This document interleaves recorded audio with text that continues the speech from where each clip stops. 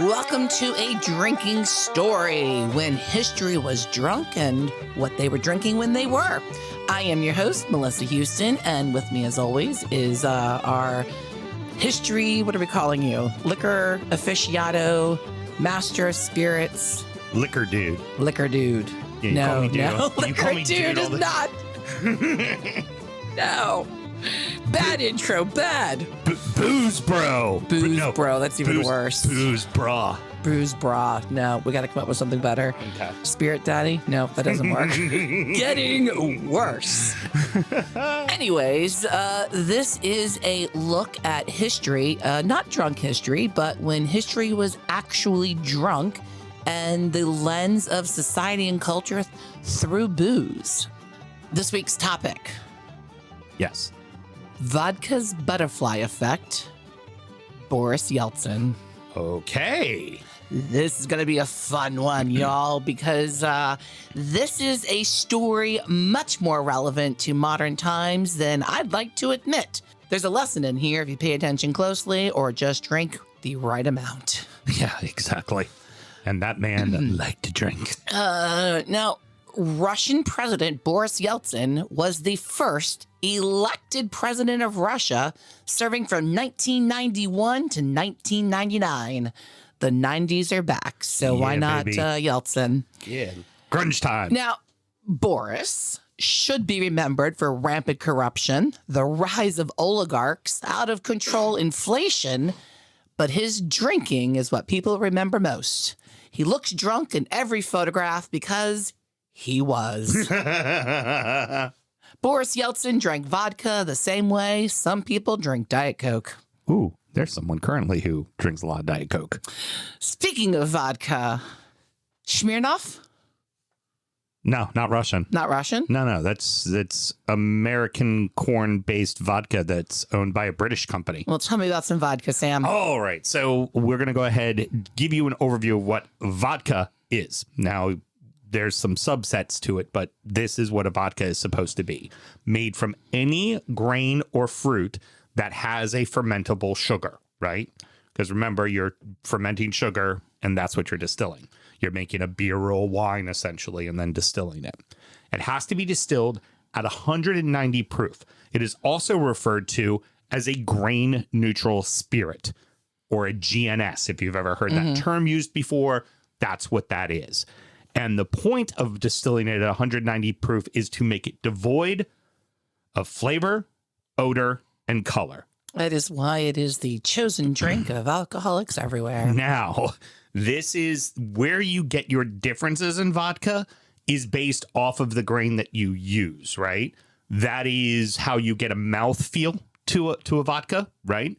So in this instance, we are drinking, I like to kind of keep with using some craft spirits here. This is a distillery out of Michigan called Journeyman.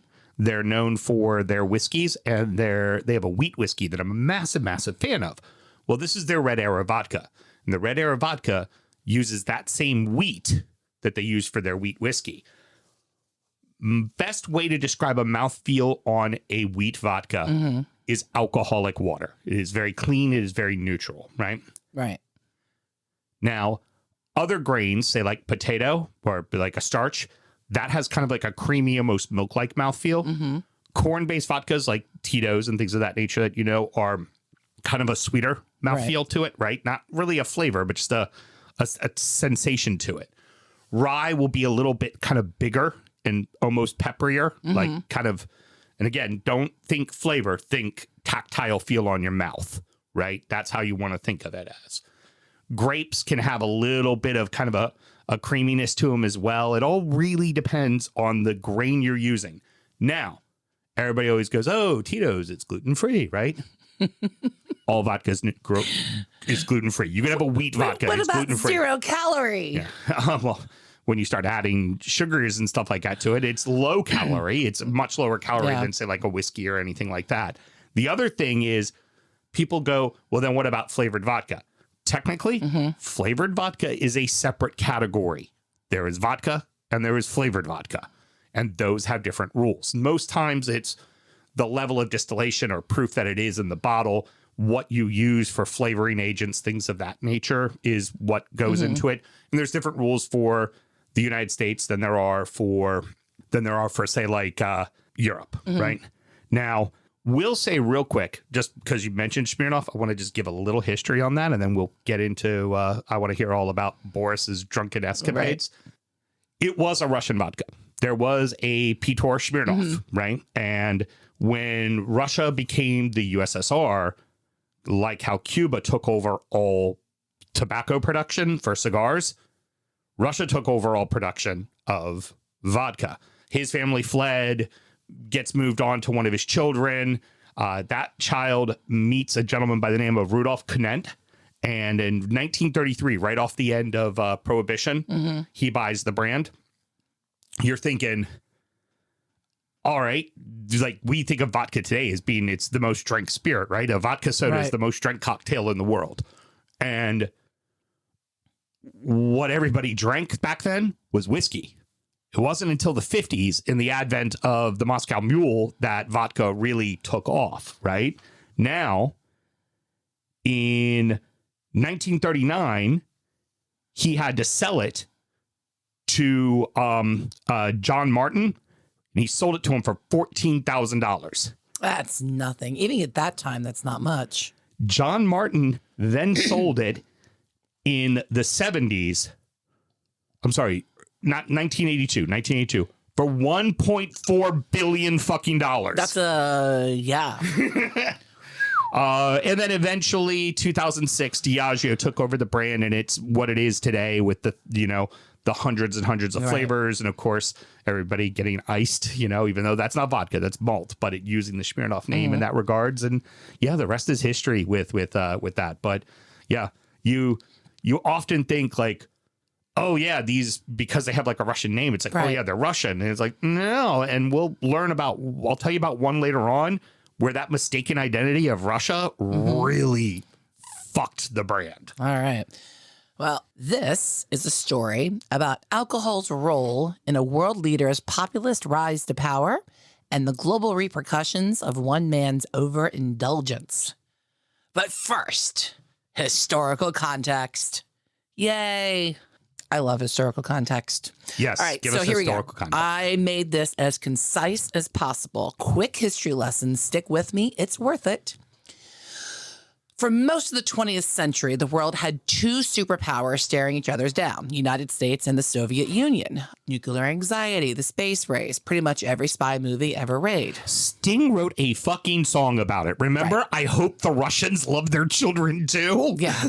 Like, what the fuck of a song is that? And the Soviet Union wasn't just Russia. It was 15 countries forcibly stitched together under Moscow's iron fist, running on a communist system where the government literally owned everything. The vodka distilleries. And if you complained too loudly, you went to the gulag.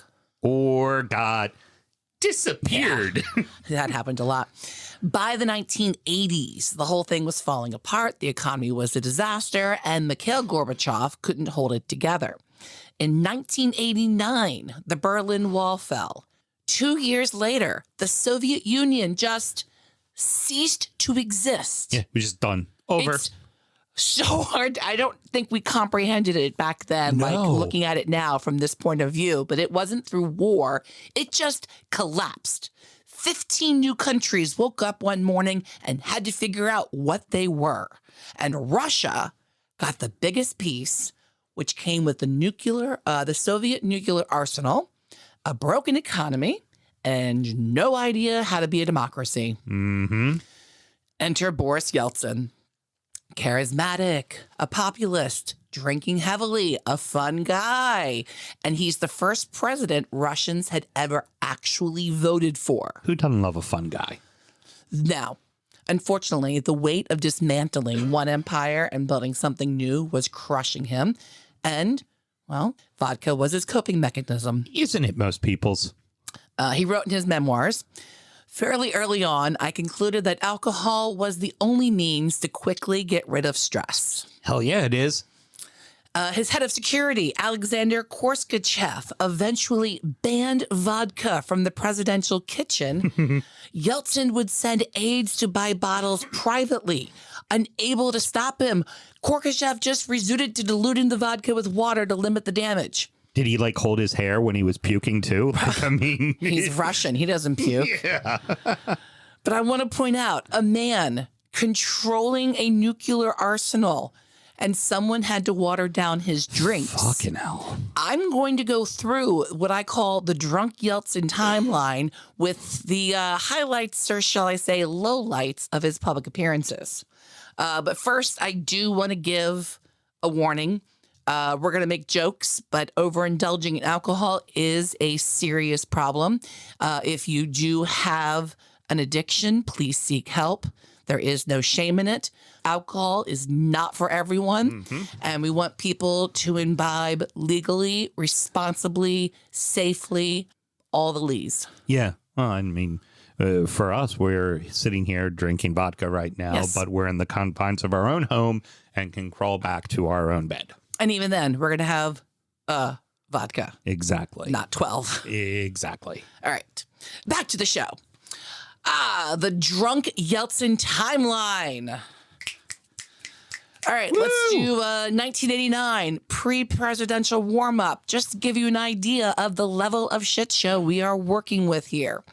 Before Yeltsin was even president, he had a reputation. In 1989, he was invited on a lecture tour of the United States. Reports described him as visibly drunk, slurring during appearances, and at one point, relieving himself on the airport tarmac. You gotta go. You gotta go. In full view of people, his political opponents tried to use it against him. However, Russians liked him more. Not surprising. Of course they did.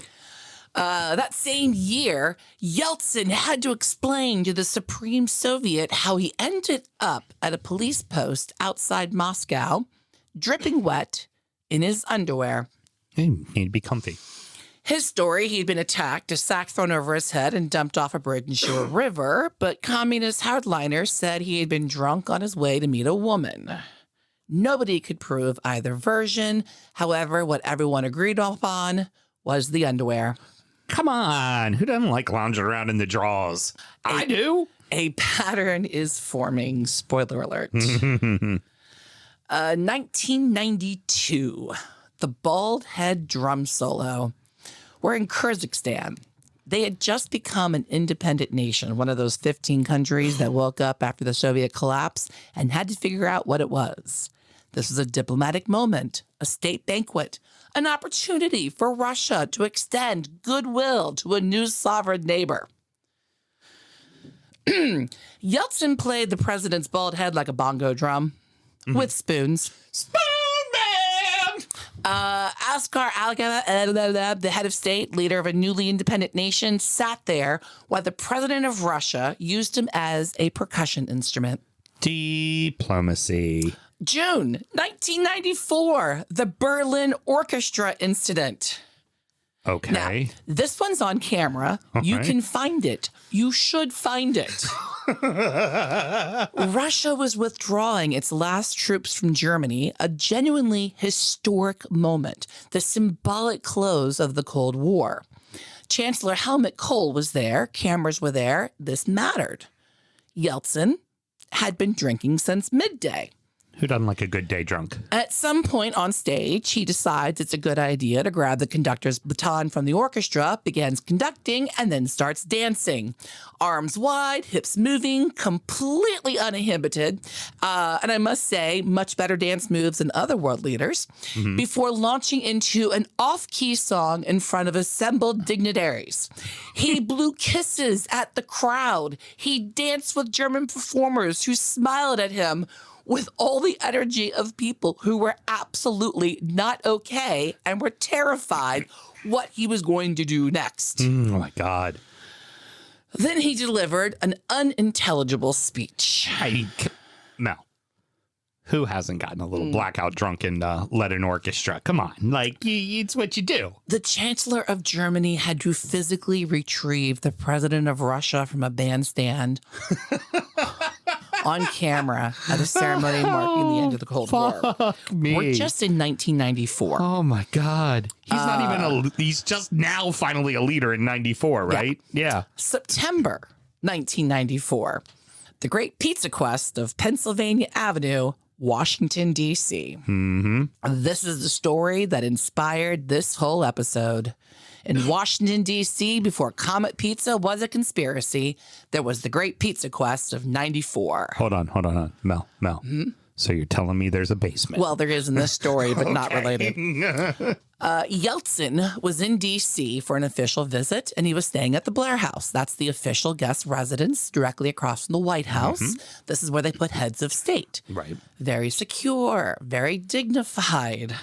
Something tells me he was not very mindful or very demure. Oh, the first night, he slipped past Secret Service agents and was found on Pennsylvania Avenue in his underwear, of course extremely drunk, yelling for a taxi. And back then, like right around you had the old Abbott, mm-hmm. and then there was obviously the White House and the mall. Mm-hmm. But the rest of downtown in the 90s was not particularly great. No. It was like the MCI Center was built around 95, I want to say. Well, hence why he was hailing a taxi and not going on foot. Yeah, no shit. The agents could not convince him to go back inside. He wanted a pizza.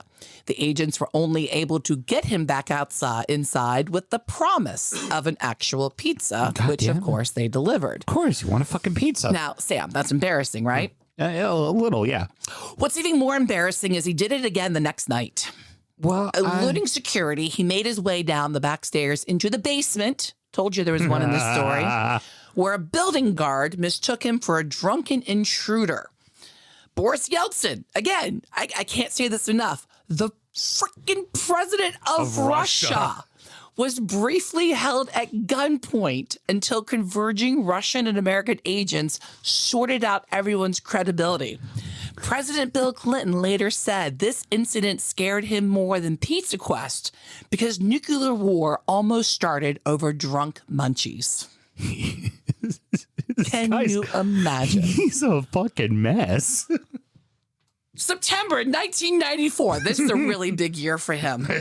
He was on a roll. Days later, same trip, Shannon Airport. Mm-hmm. Yeltsin was scheduled to meet, I can't even begin to pronounce this Irish name. We'll say the Irish president, prime minister. The Irish government turned out, the dignitaries, the cameras, a full official reception on the tarmac. Band, dancers, balloons, the whole kit and caboodle. Mm-hmm. The plane landed. Nobody gets off. The plane sits there. Nobody gets off. Aides eventually announced that the president was, quote, unwell and would not be leaving the aircraft. Mm-hmm. Eventually, the airplane just got up and left. The Irish Times ran a cartoon the next day, which featured a vodka bottle bouncing down the mobile stairs in place of Yeltsin. Too drunk for the fucking president of Ireland. Yeah. My God. Now, this next one, unsure of when it happened. It was sometime between 94 and 96. This is from Bill Clinton's book. Mm-hmm. It's called The Kremlin Bathroom Conspiracy. All right. Now, tell me if you've heard this one. Guy wants to get lit with his friend, but his friend's wife is a party pooper, so Guy stashes alcohol in the men's room where she can't follow. Except the guy is Yeltsin, the drinking buddy is Bill Clinton, and the wife is Hillary Clinton. Well, I mean, come on. We all knew Bubba loved to party. Oh, yeah. Yeltsin smuggled the president of the United States into the bathroom for secret toilet drinks. I like to drink. 1995. We're going to call this one the nuclear submarine phone call. Okay. This was just one of the many times Yeltsin drunk dialed Bill Clinton. In his memoirs, Clinton wrote about how the Russian leader once called him late at night and proposed a new type of superpower summit on board a nuclear submarine. Okay. Just drunk dialing the president of the United States to pitch submarine diplomacy. Note that cell phones were just starting to become a thing. So this means in a drunken stupor, he walks over to his desk, picks up the landline, dials the phone number. to be like multiple times. Multiple times. I'm drunk. I want to talk to Bubba. Let me give him a call. Apparently, as the 90s wore on and Russia's economy sank, the calls just got darker and more intense. Yeltsin would drunk rage call the White House about American policy, then just hang up. And another thing, and you don't understand, and it's all your fault. Brings us to 1995, the disaster press conference. This was in U.S. and at a joint press conference with Clinton. Yeltsin had been drinking. You don't say. Wine, beer, everything. An aide physically took a glass of champagne out of his hand when he decided enough was enough. Yeltsin was, in the word of Clinton's top Russia official, quote, alcoholically cheerful. That's one way to call it. That's the goal. Right. You know, that's fine. Ended alcoholically cheerful at the podium, and apparently had some off-color remarks for the press and grabbed some asses. And Bill Clinton laughed through all of it. That's one of the most famous photographs of the two of them, is Clinton trying to laugh, covering it up. Afterward, privately, Clinton said, quote, Yeltsin drunk is better than most of the alternatives sober. Wow. And he wasn't wrong. Mm-hmm. We're going to get to that. That's the part that should keep you up at night. Now, interlude. Timeout on the drinking timeline, because we had a wagon moment. After years of international embarrassment, Yeltsin's doctors delivered an ultimatum: stop drinking or die. Okay. His heart was failing, and he had 3 heart attacks in 1995 alone. Fuck off. The English had already an obituary ready to go because they were expecting him to just croak out, and people were panicking over who's going to replace him. So Boris Yeltsin quit. Drinking, not the premiership. Right. Officially.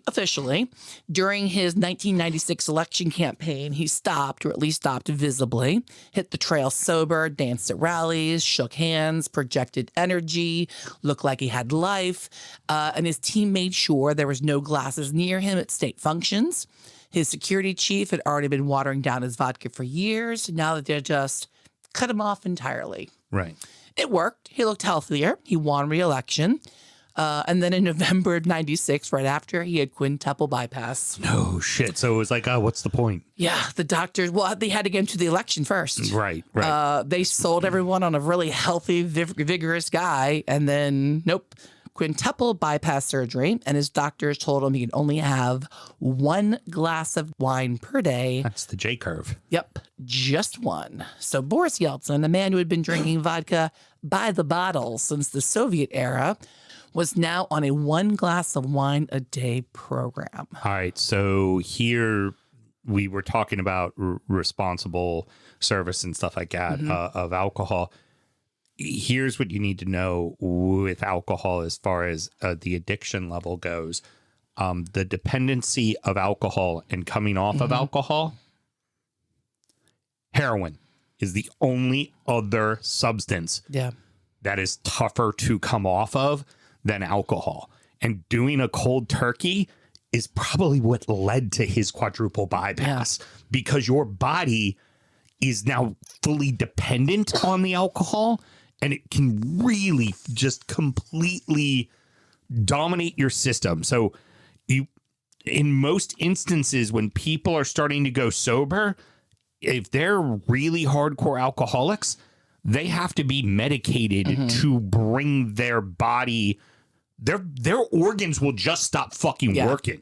That's how, like, we're laughing and joking and talking about being a drunk, but the shit's real. Yeah. It is someone with an extreme problem, has an extreme problem.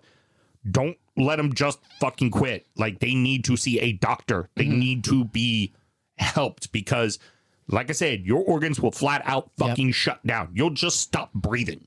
Like, you have to take it that seriously. All right, awkward transition back into the drunk timeline. 1997. Sobriety didn't last very long. We'll call this the Swedish nuclear speech, Stockholm, Sweden. Okay. It was a conference about nuclear weapons, high stakes, global audience. Yeltsin arrives, kicks it off with a champagne lunch. Of course he did. He loved his bubbles. Then the rambling begins. He told the assembled world leaders that Swedish meatballs reminded him of tennis star Bjorn Borg's face. Ooh, don't insult the Borg. Followed this by announcing that Germany and Japan had nuclear weapons, which they do not. Right. Declared that he was currently in Finland. He was in Sweden. Aren't those Nordic countries all the same? And randomly announced that Russia would cut its nuclear stockpile by a third. Oh, okay. I mean, something good came out of it. He nearly fell off the stage during a photo opportunity. Aides rushed into damage control. And by 1998, the opposition leader was publicly declaring, quote, "We do not have a president. There's a drunk, insane person." I mean, yes. Yes. He is a drunk, insane person. His health would go downhill fast. 1999. This was the Jordan funeral.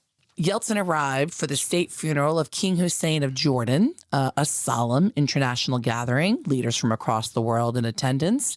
He, left after 10 minutes, carried by 2 aides without even passing the coffin. Ooh. Television cameras caught aides supporting him on both sides, climbing the palace steps, being driven to the airport. His plane left while the ceremony continued. Ooh, bad form. Russian newspaper ran the headline, "Yeltsin did not make it to the grave, but was very close." 10 months later, he resigned. Aww. But that's not where my story ends. Of course not. The man, I mean, he wasn't going to stop partying, right? Well, let's talk about this. By 1998, Yeltsin was really finished. Mm-hmm. He had actually considered quitting at that point, but he needed to put some plans in place. See, the economy had defaulted, the ruble had collapsed, and closing in on him were corruption charges serious enough to put him and his family in prison. Ooh. Spoiler alert, he cheated the 96 election. Oh, shit. Swiss investigators had also linked his family directly to a construction company paying bribes, had opened credit cards and Swiss bank accounts. It was pretty bad, and the charges were coming. He needed to leave, but he needed to make sure that he was never prosecuted or touched afterwards. Right. Inside the Kremlin, they began calling it Operation Successor. He went through candidates like he went through prime ministers, 5 in 18 months, testing each one for loyalty, discarding anyone who showed independence until he found the one. Okay. A quiet man, a former KGB agent, a deputy mayor from St. Petersburg that nobody had heard of, who had built his career by just keeping his head down and asking no inconvenient questions. Vladimir Putin. Fuck me. On New Year's Eve, 1999, Yeltsin went on television and resigned early, unexpectedly. He looked sober, he apologized briefly, and then he introduced his successor. Putin's first act as president was a decree granting Yeltsin and his family and his inner circle immunity from prosecution. But, Mel. What about the auto pen? Really? Yeah, come on, auto pen. The arrangement had been honored. The West called it a peaceful transition, but nobody asked what came next. Yeah. What? So, grab a drink, y'all. Okay. Can I have my vodka now? Yes, please have your vodka. Because here's where we get to the damage. Here is what one man's drinking problem left behind. Russia's GDP fell nearly half during the Yeltsin years. Inflation wiped out ordinary Russians' lifetime savings. Food shortages, a collapsing healthcare system, life expectancy in a free fall. A country that had once been feared across the world became, in the words of its own people, the subject of universal pity. Yeltsin never built institutions. He built relationships. Mm-hmm. Loyalty was sealed over vodka, and the friends of Yeltsin got promoted faster than they should have. And when he left, there was no party, no structure, no democratic foundation. And Yeltsin gave us the oligarchs. Now, here is the story of mistaken identity for a brand. And of course, it was a fucking oligarch. That was who ultimately bought this brand and everything. And it was the other oligarchs that kind of destroyed it. Stolichnaya, the famous vodka, Stolichnaya from Russia, right?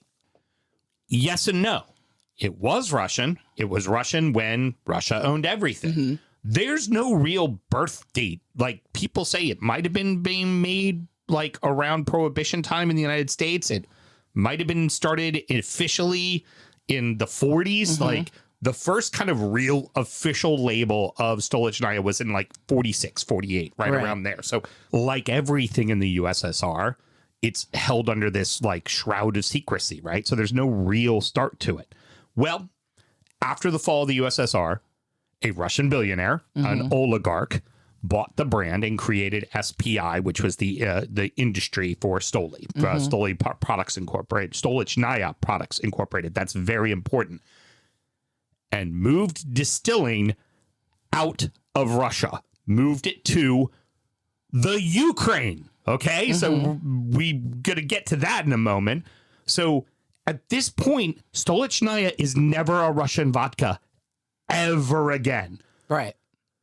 Everybody you ask thinks it's the most popular Russian vodka in the world, and it's not a fucking Russian vodka, So right? Stoli and Shirinoff, not vodka, not Russian. Not Russian, not at all. There you go. Were, but not, right? Yeah. They're not now, and they haven't been for a very long time. Very long time. They defected. Exactly. So other oligarchs not liking this guy because he took it away from Russia and blah, blah, blah, right? Everybody starts suing him over naming rights because when he bought the brand, it really wasn't owned by, it was owned by the government. Right. Then, so every asshole who had money could just be like, no, I owned it and he owes me money and I'm not going to let him use the name anymore. And like at this point, they moved distillation to Estonia. At one point, it was in Latvia. But again, not Russia, right? And then two major incidents happened that fucked this brand. Okay. Because everybody thought Russian fucking vodka, right? Which it's not. I still thought it. I was surprised when you told me this. Putin hates gay people. Really, and like outlaws homosexuality in Russia. He's projecting, but that's a different show. And we've seen his photos. The gay community immediately just goes, we ain't fucking with Stoli. Right. Stolichnaya. That is very important, and I'm going to say it in just a second why. They say we're not going to fuck with Stolichnaya anymore, even though Stolichnaya was doing a lot of work with communities, doing a lot of pride events in America. They took friendly fire. But they just took friendly fire. The second thing, the attack on Ukraine. I don't know. The place where they used to make the fucking vodka. Right? Everybody boycotts things that are Russian. We're not drinking Russian vodka. We're not doing any of this, right? Again, they're like, we stand with Ukraine, man. We stand. In fact, fuck it. We're no longer Stolichnaya. We're changing all of our labeling. Like, this is massive on-taking and very expensive when you change your labeling. Change the brand name to Stoli. Flat out. Just Stoli. To get away from it. Right. Still could not get away from it. While all that's going on, all the fucking suing, all the people thinking wrongfully of the brand, right? Things that just weren't true. They end up having to file for Chapter 11 in 2024. It's gotten so bad that currently they are in Chapter 7. They are in liquidation. I am sure someone will ultimately buy this name brand and create this brand again, but Stoli as we know it is dead in the water. It is going away. One of the most iconic vodkas of all time. Because before everybody got all butt-sized about Tito's or crazy about the Absolute ads, it was Stoli. Yeah. It was Stoli was the brand. And it is completely fallen off. And it's honestly, just for somebody in the industry, it's a crying fucking shame. Yeah. Now, boo-hoo, Russian billionaire loses all of his money over a brand. But in the same regards, no one's sad at that. but I also think we look at things and we put our blinders on and just assume something is bad. And the minute that perception happens, we assume it to be reality. And in this case, that wasn't them. They weren't a Russian vodka. They hadn't been a Russian vodka forever. Yeah. You know, it absolute crying shame. So that was a little soapbox I had to get on, but I really want to talk about that when we were talking Russian vodka. I was like, holy shit, I need to talk about Stoli. That's crazy. Yeah. How it's Yeltsin's fault is because when the Soviet Union collapsed, government owned its assets, the oil, the gas, the steel, the media, the mines, needed to go somewhere. The vodka. Yeltsin's answer was a scheme called, quote, loans for shares. Essentially, the government borrowed from private banks, and when they couldn't repay, it just handed over state industries as collateral. The auctions were rigged, and the men who walked away with Russia's natural wealth weren't entrepreneurs or inventors. They were insiders and loyalists, and people had been drinking with the right person at the right time. And so a handful of men acquired more wealth than most countries practically overnight. Jesus. From a nation of people who had nothing. And these oligarchs, it's going to sound familiar, paid little to no taxes, and what they did contribute, generously, eagerly, went directly into Yeltsin's 1996 re-election campaign and, allegedly, into the pockets of his closest collaborators. I mean, this sounds... Sam. Exactly like what had just These happened. men still exist. Their money is still moving through real estate, through shell companies, through political donations across Europe and the United States. The oligarch class Yeltsin created didn't stay in Russia. It went global. Yeah. And the corruption it carried didn't stay in the 90s. Yeltsin didn't give Russia the oligarchs. He gave them to the world. Yeah. Yeah. Which brings me to my point. Vladimir Putin inherited a country with no functioning democratic institutions, a population that associated democracy with humiliation, a constitution that concentrated enormous power in one man, and an oligarch class that had already learned how to buy political outcomes. He didn't build authoritarianism from scratch. He just picked up what Yeltsin left on the floor. Putin took the consolidated media, the captured courts, the vast presidential powers that Yeltsin had written into the Constitution for himself and turned them on everyone. Dissenters were exiled, imprisoned, or just fell out of windows. And then he exported the model. Tell me if this sounds familiar. Strongman. National identity, rigged elections dressed up as theater, contempt for liberal institutions. Sounds it like traveled the last 10 years to Hungary, to Turkey, and then finally to us. The West, drunk on its own certainty that liberal democracy had won, either couldn't see what was growing in the late 90s, early 2000s, or they didn't want to, because after all, they helped pay for it. Yep. Boris Yeltsin's drinking degraded his judgment. His degraded judgment produced governance failures that discredited democracy in Russia at the exact moment Russia was deciding what kind of country it would be. A weakened, distracted, compromised Yeltsin handed the power to a man who had no intentions of finding out. One man with a drinking problem is the world we live in now. Wow. Wow. Boris Yeltsin died on April 23rd, 2007, of heart failure. He was 76 years old, and Vladimir Putin delivered the eulogy. Fuck off. There you go. Wow. Let's do something more fun next time. This was fun because of all the fucking dumb shit he did, but just... And I think a lot of Yeltsin's bad shit wasn't covered because he was so funny, and he's the guy, and he's the drinking partner, and LOL. Yeah, yeah. When behind the scenes, like in front, he's being a moron, but behind the scenes, he's consolidating power. He's buying elections. He's paying people off. He's building the oligarchs. Yeah. Building his own wealth. and then just handed the keys to Putin. Mm-hmm. There's a lesson in here, folks. And that's our drinking story this week.